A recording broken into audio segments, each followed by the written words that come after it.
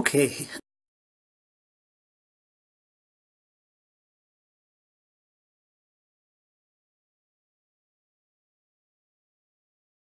I'm going to try and do as short, but to the point, kind of an intro video for what I like to refer to as vibrational etching, okay, vibrational engraver. Now, usually called an engraver. Doesn't matter what brand or type, okay. So, it's a tool, and what I'll do is try to have I'll try to have the table of contents so you can skip through as much as possible or pick out what you want to watch. But I didn't see too much on detail for this particular type of etching. So, real quick and simple, this is not a lot of the other types of etching that you usually see or engraving that you usually see. So, what it does is it vibrates. It actually moves just the tip, and it might be a little hard to see, but all it is a little point. It does not have, this is not a diamond tip, okay, that's just a little metal tip. You can get a diamond tip, but the point is that this can be metal, and it says that it'll do a wide range of materials, but we're going to be focusing, or at least I'm going to be focusing on glass, okay, glass. So, for this, I'm just going to be kind of referencing glass, so you can try to find other information out there. I wasn't finding much on this technique, so why not? I'll go ahead and post it, whatever. Most people go with what is called, or what I like to call, or specifically referred to as rotary. Okay, so rotary tools, rotary engravers, they actually spin. They use tips like these. These are diamond tips, and they actually spin. Okay, so it spins like a drill. This tool here does not spin, so there's no spinning involved at all. Okay, it literally goes back and forth. So if you take and literally tap, okay, if you took a nail and just kept tapping at a surface, you're basically going to be kind of doing the same thing as this tool, but this tool does it more effectively or efficiently. So that being said, now, real quick safety disclaimer, real quick safety concerns, okay, because once again, you know, you'll see a lot of videos out there on rotational rotary engravers or rotary etchers. You'll see videos on sandblasting. You'll see etching where you're doing literally sandblasting. You'll see videos out there on chemical etching. Okay, now this is not like that. This has its specific safety requirements. So, to be straightforward about it, try to have gloves. I do have a second glove. I'll be wearing a second glove, no problem. Please consider eye protection, okay? Now, anytime that I can, I try to use face shield, but face shield, of course, this thing literally broke because I was using it so much. Not kidding. The straps and everything literally broke on it because I was using it so much.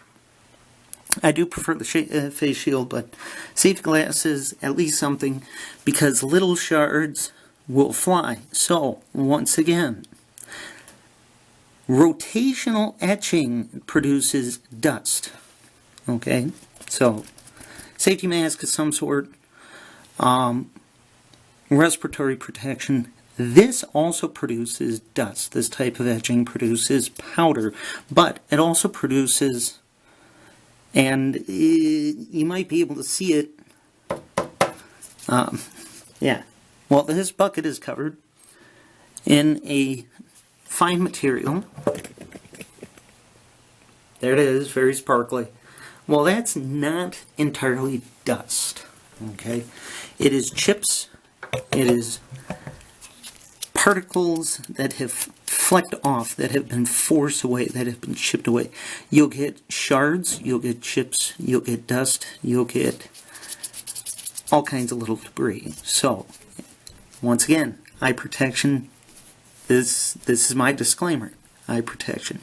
If you don't watch this section, I'm still going to assume that you watched the safety section or that you at least took the time to look into safety. So, something bad happens, it happens. I've almost gotten glass in my eye. I've gotten, shards clear up the arm on, clothing, the whole works. Assume it's going to be a problem. It's why I am working in a workshop setting. This is not the type of etching you want to do in just a normal living area. Glass can also break. It can also shatter because you're literally chipping away at it.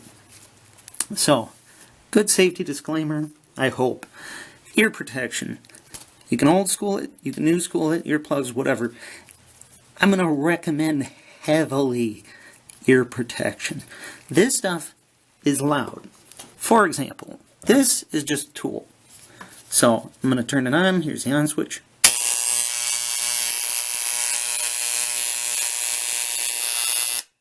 Okay? That's the on switch. That's just turning the tool on. Now, this thing hits the glass. It's literally chipping away at it. Okay, so you can imagine, depending on the type of glass, really thin glass, really thick glass, it can get really funky. So, safety disclaimer. Thick glass like the shot glass, thick glass like the wine bottle top, okay, like the mug, okay. The mug is actually beautifully thick, but thin glass. One of these things just screams like a fire alarm. Okay, because it's tempered, so you're not supposed to break a fishbowl. You're not supposed to break a candy dish. Literally, it is just hard glass that just does not want to chip away at. So when this hits, it sounds like a fire alarm. It's amazingly loud. It's a good thing to have ear protection. So, safety first. So that leads us into, since it's been 8 minutes, holy cow, that leads us into just a quick intro on glass. Something like this is pretty thick, pretty decent. It should chip away at. Not too bad. It should actually go pretty quick. However, it just depends on the type of glass. Now, you can, use such a tool on thin glass. This thing took a long time to do without breaking it, and I still ended up, can you see it? Right there? I still ended up putting a hole through it. I had to redo this entire piece. This entire thing had to be redone. I had to do it twice, because I ended up going over this spot 3 times, and the tip just went straight through the glass. So there's a hole. But this, thin, really tricky to do with this. Rotary etching, a lot safer. So if you want safety, it's a good idea to try and invest in rotary etching. However, it is possible to do. It is possible to do thinner glass. Okay, this is a piece that I did. Hey, why not? It's just an example piece. But it is thin. Okay, it's literally a cut wine bottle, but it's just an example. That's all it is. It's not a good piece. It's just an example piece. It's practice. So you got thin glass. You got thin glass. Just all kinds of different glass. The thinner it is, the harder that I find to do. And tempered glass can be next to impossible to do with this type. Now remember, rotating glass, okay, rotary, grinds away at the surface. So it is possible to do tempered glass, you just can't do it much. Otherwise, like they say, you can't drill tempered glass. It's just not a good idea, it just fails. However, this thing here, you can do a lot on. Yes, it was cheap. Yes, you just can keep reusing it and reusing it. The reason why I use this, okay, so a whole nother section of discussion. Why would you ever choose to use this? I've been using the same tool for quite a few years, okay. It's got to be at least 5 years at this point. Same tip, okay, same tip. I haven't changed it out. I probably need to change it out. It's probably a little dull, but it still works. So you can pick these things up. You can get them, but try to have a workspace. Account for the fact that it's going to be very noisy. Okay, but why would you want to use this? You can go along. Now, I literally picked up vases. I picked all this glass here, except for the mug. Okay, mug was dollar store, $1. Well, $1.08 with tags. All the rest of this glass free, off curb. You just drive along and pick it up. Okay, you can pick up wine bottles. You can pick up all kinds of things. So why go with this time of etching? Hey, why not? You can literally pick up free glass. You can try to etch it. Okay, now, chemical etching, you have to pay. You have to pay for the materials. You're basically using it once. You have to do a nice elaborate process to be able to do it. So on and so on and so on. I want something right now to be able to just kind of give it a whirl. So, I've done a lot of projects with this. And once again, I have not changed the tip, even though if I did, it would be quicker.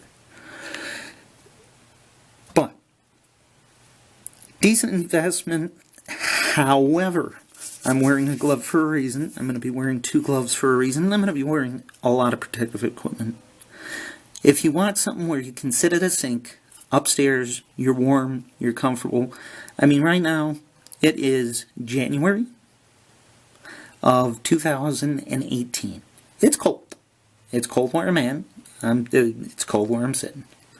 But I accept that.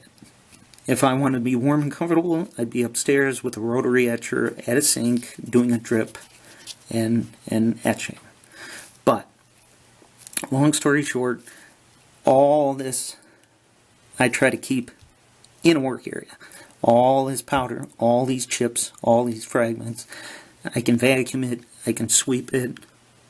Got the broom right there. See that broom? Hey. But that's because I don't expect to be walking around barefoot, things like that. It's just a good idea to do this type of etching where you know you're not going to be having people around it. So, bit of a disclaimer. Why would you want to use this? It's cheap investment to begin with, but you need to have the right areas to work. Now, if you have neighbors and they can hear everything that you do, don't get this. You will bother them big time. Now, I'm going to try and just show a tiny demonstration just real quick. Okay, I'm going to try and show just a little tiny demonstration if I can. Okay, so I'm going to put the other glove on. Because what I'm going to do is kind of show the basics. In this video, I'm not going to do an entire project because I'll do the project immediately after this. I'll try to post a video related to the actual, like full process. And oddly enough, I want to try and etch this tonight and whatnot. So, you got to take this thing, you got to set it correctly. Okay, now, I'm not endorsed by any company. I'm not going to say any company names. If a logo or something happens to pop up on here, whatever, free advertising for them. Okay, but since I'm not endorsed and this isn't like a product review or anything like that, I'm not going to get any details. So, basic demonstration. You got this thing. This is a fairly thick glass. Okay, literally, it can be that thick. Okay, see it? Very thick. Now, this is just a basic demonstration, so we'll give it a tiny whirl.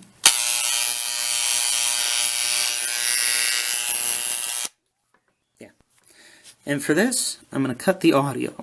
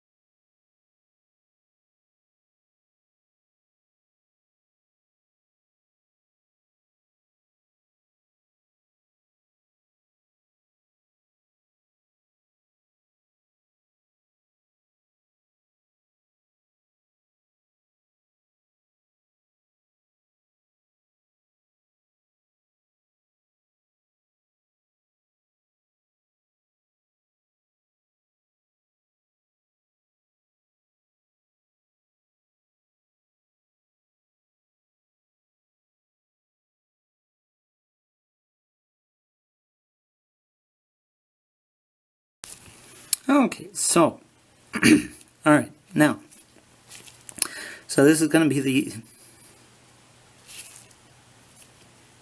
result, at least the initial result. So, it's loud, which is slightly annoying, but there you go. So, tiny basic demonstration. You have to slowly work it until eventually the tip kind of starts to dig into the glass. So you don't really want to use too thin of a glass. That's why you can punch a hole through the glass. But okay, and that was real time. So you can see literally by this video, because this glass is a little softer, it managed to make about between a quarter of an inch and half an inch mark on it, and I plan on doing the whole glass, so it takes a while. Okay, definitely takes a while to do the etching, but that's your basic engraving, if you will, on glass by such a tool. So, it nicks, it goes along. You could see that there was powder. I don't think this thing will...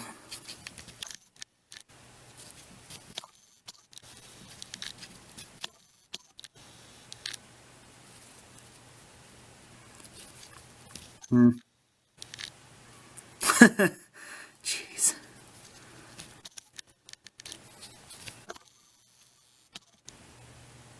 Okay, anyway.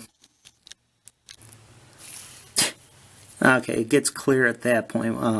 That's not that helpful. But I'll try to film this stuff through like a magnifier or something for a later in-depth, if you will, quote-unquote, an in-depth look at, and you'll actually be able to kind of see more of the detail. Hopefully I'll do a video like that. So, that's the end of that.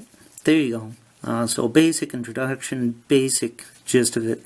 Gonna try and post this, and then I'm gonna try and post doing this video, doing this particular piece of glass, hopefully, and then any other pieces of glass or so on and so forth. And I don't know, why not?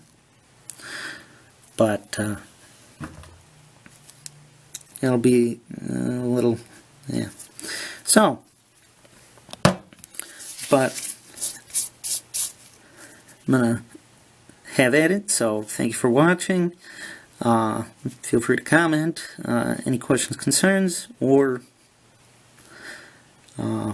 but do your research before ever considering something like this.